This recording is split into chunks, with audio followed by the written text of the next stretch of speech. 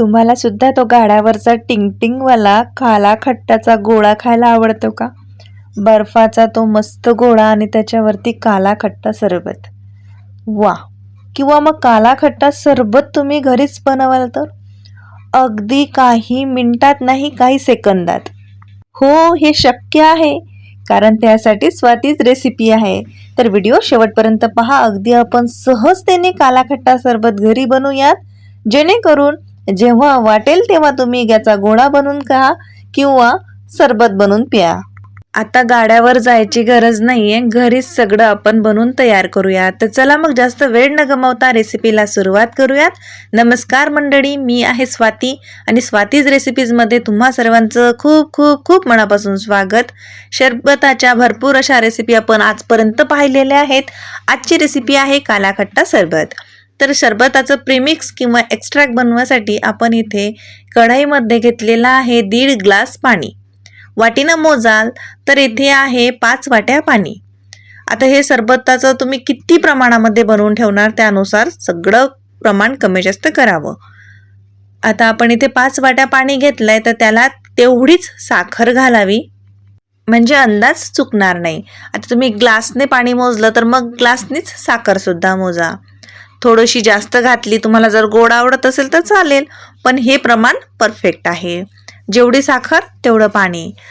आता साखरेऐवजी खडी साखर वापरली तर चालेल का? तर हो, जरूर चालेल. आपण साखरच वापरत आहे. तुम्ही खडी साखर जर घेऊ इच्छित असाल तर खडी साखर सुद्धा वापरू शकता, पण गुळाचा वापर करू नका. साखरेचा किंवा खडी साखरेचा वापर करा. आता आपण छान हे असं दणकून उकळून घेऊयात. इथे आपल्याला साखरेचा पाक करायचा नाही, फक्त साखर आपल्याला या पाण्यामध्ये विरघळून घ्यायची आहे. तर बघू शकता, गॅसची फ्लेम मोठी केली तरी चालेल, पण याला सोडून जाऊ नका.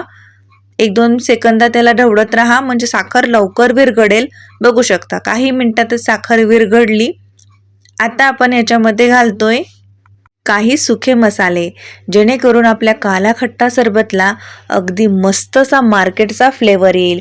तर त्यासाठी इथे भाजलेल्या जिऱ्याची पूड आपण घातलेली आहे, जेमतेम 2 चमचे. जो पोहे खायचा घरी चमचा असतो त्याचंच प्रमाण मी देत आहे. आणि इथे घातलेला आपण 1.5 चमचा सोप पावडर. हो, जी जेवणानंतर सोप खातो आपण त्याचीच ही पावडर आहे. सोप पावडर, भाजलेल्या जिऱ्याची पावडर जरूर घाला, खूप मस्त फ्लेवर येतो.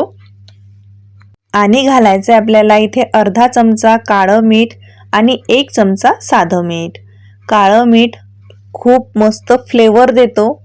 आता तुम्हाला जर याच्यामध्ये थोडंसं आंबटपणा आवडत असेल ना, तर तुम्ही आमचूर पावडर सुद्धा घालू शकता. आता याला रंग आपल्याला द्यायचा आहे. मार्केट स्टाईल काला खट्टाचा रंग जो असतो युनिक रंग असतो, आणि मार्केटमध्ये काळा रंग मिळत नाही असं मला तरी वाटलं. तुम्हाला जर मिळाला ना तर तुम्ही नक्कीच वापरा. मग मी काय जुगाड केला, थोडासा घेतला हिरवा रंग आणि थोडासा घेतला लाल रंग. दोघांना एकत्र केलं की आपल्याला काळा रंग मिळून जातो.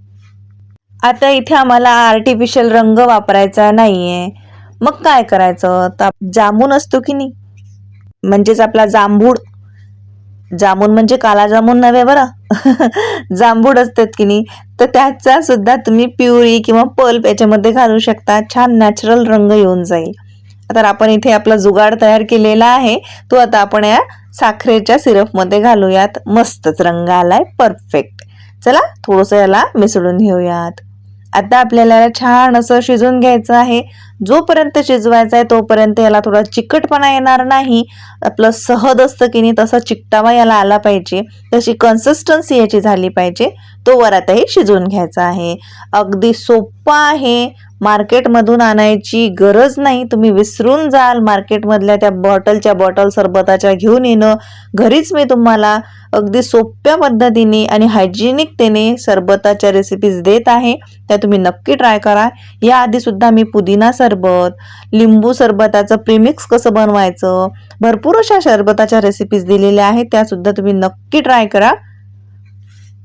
आता सरबत झालंय हे कसं ओळखायचं, तर सरबत आपण दोन्ही बोटाच्या मध्ये घेतला आणि थोडंसं असं बघितलं, चिपचिप झालंय, चिकटपणा आलाय, तर गॅस इथे बंद करायचा आणि आता हे पूर्णपणे थंडगार आपण होऊ द्यायचं आहे.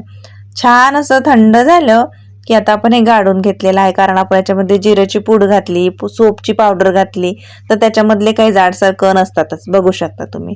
हे गाळून घेतले की सरबत कसं एकदम मार्केटमध्ये जसं मिळतं ना स्मूथ, तसंच बनवून तयार होतं. छान स्वच्छ काचेच्या बॉटलमध्ये भरून ठेवा. फ्रीजमध्ये ठेवायचं, फ्रीजरमध्ये नाही. फ्रीजमध्ये ठेवा. 6 महिने काय 12 महिने खराब होत नाही, पण इतकं लगेच हे संपतं, कारण मुलांना काला खट्टा गोळा खायला खूप आवडतं. तुम्ही याचा गोळा बनवू शकता, त्याच्यावरती हे सिरप घालू शकता. आज मी तुम्हाला सरबत बनवून दाखवते. जेवढे ग्लास सरबत बनवायचं आहे तेवढे ग्लास पाणी घेतलं. छान थंडगार पाणी घ्या, त्याच्यामध्ये हे एक्स्ट्रॅक्ट घाला. याला आणखी हेल्दी बनवायसाठी आपण याच्यामध्ये सब्जा सीड्स घातलेले आहेत, बर्फ घातलेला आहे आणि मस्तच सरबत इथे बनवून तयार आहे ना. चुटकी सरसी, अगदी वेळेवर जरी तुम्हाला सरबत बनवायला लावलं की खूप सारे पाहुणे अचानक घरी आले आणि उन्हाळ्यात सर्वातला सरबतच हवं असतं, कारण थंड थंड काहीतरी प्यायचं असतं. मग उगाच कोल्ड्रिंक प्यायचं आणि भलकंच काही प्यायचं, त्याच्यापेक्षा असं मस्त घरी बनवा ना, चमचमीत, इन्स्टंट आणि सर्वांना आवडेल असंच. लहानांपासूनच मोठ्यांना आवडेल अशीच रेसिपी आहे.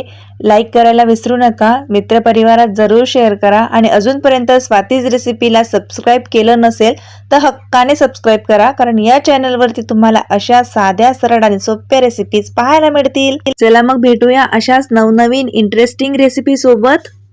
तोवर मजेत राहा आणि सर्वात महत्त्वाचं म्हणजे स्वातीज रेसिपीज पाहत राहा. Swati's recipe Marathi YouTube channel म्हणजे रेसिपी आपली आपुलकीची.